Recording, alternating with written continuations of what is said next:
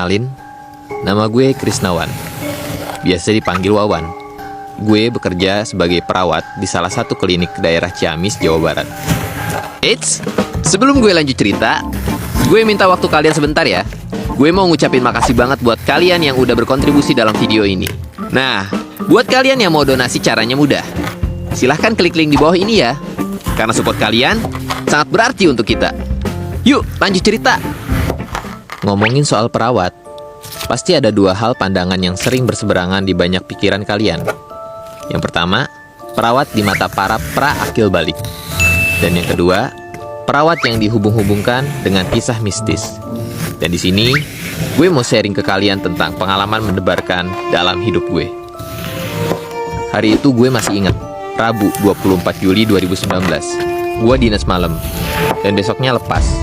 Lalu lusanya gue dapat jadwal libur. Malam itu berjalan seperti biasanya tanpa hambatan. Setelah gue pulang, gue langsung bersih-bersih. Lanjut makan gado-gado. Tiba-tiba notifikasi WhatsApp berbunyi. Ternyata sohib lama gue ngajak mendaki gunung di Jawa Tengah. Karena libur hanya 1 hari, awalnya gue tolak. Tapi setelah gue pikir, udah lama juga nih gue gak ngirup udara sejuk di dataran tinggi. Setelah menimbang-nimbang keputusan dengan diri gue sendiri, akhirnya gue memutuskan untuk ikut aja deh. Jadwal dinas. Minta teman untuk joki jadwal gue aja deh. Hari Kamis itu juga gue berangkat pada sore hari.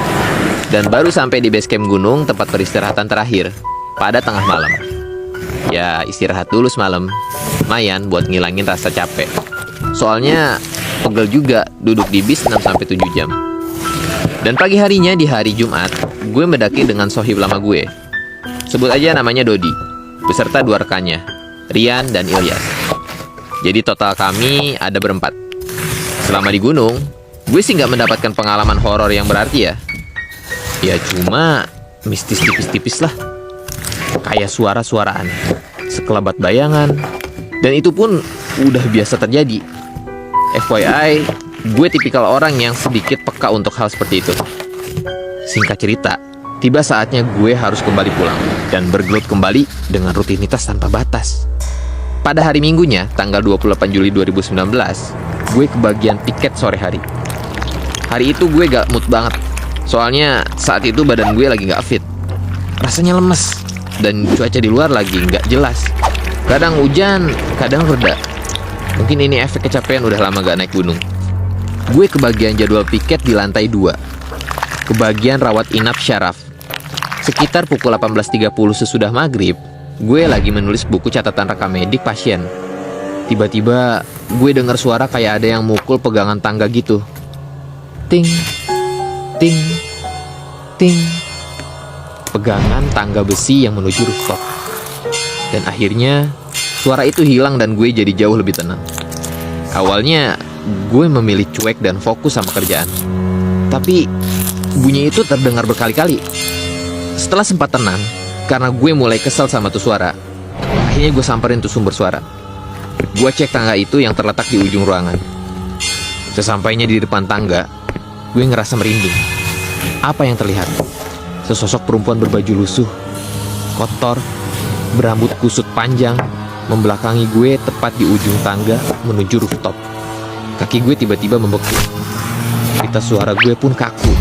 Gak bisa teriak kayak dibungkam. Tiba-tiba kepalanya berputar dengan posisi badannya masih membelakangi gue. Dengan lembut sosok itu berkata, "Awakmu wangi mas." Tapi tetap aja bagi gue itu bukan suara perempuan yang indah. Karena itu setan yang nyeremin. Gak tahu kenapa, mendadak penglihatan gue itu mulai kabur, buram beberapa detik. Sosok tersebut tak terlihat lagi disertai kaki gue yang udah gak kaku lagi. Lantas, gue beristighfar. Astagfirullahaladzim. Buru-buru gue jalan menuju nurse station, mengambil minum, lalu menghela nafas. Anjir, apaan tuh tadi? Setan. Masih gak habis pikir. Ini pertama kalinya gue lihat makhluk halus secara gamblang. Singkat cerita gue pulang. Keesokan harinya gue demam. Akhirnya gue gak bisa piket dinas seperti biasa. Yang harusnya gue dinas jatah pagi, malah jadi minta izin buat gak masuk kerja. Pada malam harinya, demam semakin menjadi-jadi. gue paksa tidur. Tapi susah banget. Rasanya selalu gelisah. Tapi lama-kelamaan gue tertidur juga. Dan mendadak gue terbangun karena wajahku setan nongol di hadapan gue. Tepat jam 2 dini hari, gue terjaga semalaman dengan rasa sakit seperti ditekan benda berat di daerah kening. Badan gue makin panas. Dan setelah gue ukur pakai termometer, ternyata mencapai 39 lebih. Besok paginya, siang sampai sore, bahkan malam, gue udah mulai membaik. Gue yakin bentar lagi bakalan sembuh. Tapi lagi-lagi ternyata gue kebangun lagi pas jam 2 dini hari. Dan lagi-lagi gue kebangun setelah mimpiin tuh wajah setannya. Rasa sakit itu gue alami lagi. Nyeri pada kening seperti ditekan benda berat. Demam tinggi bikin gue bingung. Keluarga gue pun begitu. Alhasil gue dirawat di RS. Yang gue alami sama aja. Siang, sore, malam, sehat. Pukul 2 pagi selalu demam. Sakit di kening seperti ditekan benda berat. Anjir, ini kenapa sih? Sampai akhirnya keluarga gue bertindak dengan sigap. Ini bukan lagi penyakit yang normal. Bibi gue manggil ustadz ke rumah sakit. Di situ gue dikasih semacam air doa dan bibi gue nyuruh meminumnya. Malam itu gue masih dirawat, tapi bisa tidur dengan pulas. Alhamdulillah gue bangun pas azan subuh. Gak keulang lagi tragedi jam 2 yang membuat gue tersiksa. Gue udah kembali sehat. Setelah dirasa sehat, gue memutuskan untuk pulang. Sebelum gue pulang, bibi gue sempat cerita ke gue waktu dia menemui ustadz yang menyembuhkan gue. Karena kemarin gue gak sembuh-sembuh, bibi gue berinisiatif mengunjungi ustadz untuk mendoakan gue. Entah apalah itu pokoknya, biar gue sembuh. Nah, gokilnya pas dia datang ke rumah tuh ustadz, bibi gue belum sempat cerita kejadian yang dialami gue. Tahu-tahu ustadznya letuk dan bisa menebak isi atos di wetannya. Deh, karunya nahan BK dia tuh.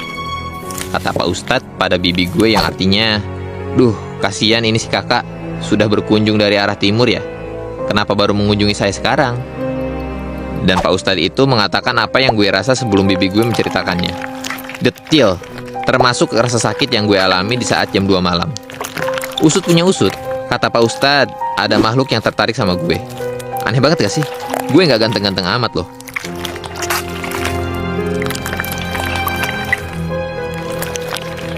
Entahlah, gue juga sendiri masih bingung akan hal itu. Yang terpenting, gue sembuh. Itu pun atas izin Allah. Air dengan doa hanyalah perantara. Sekian cerita gue.